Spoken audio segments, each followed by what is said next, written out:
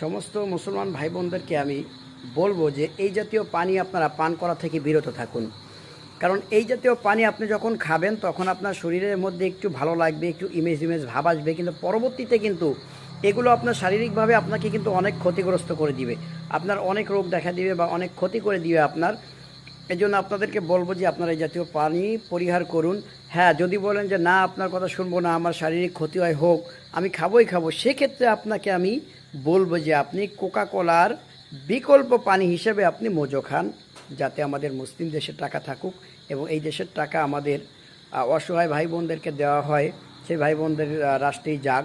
বাকি আপনাকে আমি নিষেধ করবো যে এই জাতীয় পানি না খেয়ে আপনি যাদের উদ্দেশ্যে, যাদেরকে টাকা পাঠানোর উদ্দেশ্যে আপনি এই পানিগুলো খাচ্ছেন, তাদেরকে টাকা পাঠানোর ভিন্ন মানে অন্য সিস্টেম রয়েছে, সেই সিস্টেমে তাদেরকে আপনি টাকা পাঠান, তারপর এই জাতীয় পানি আপনি খাইয়েন।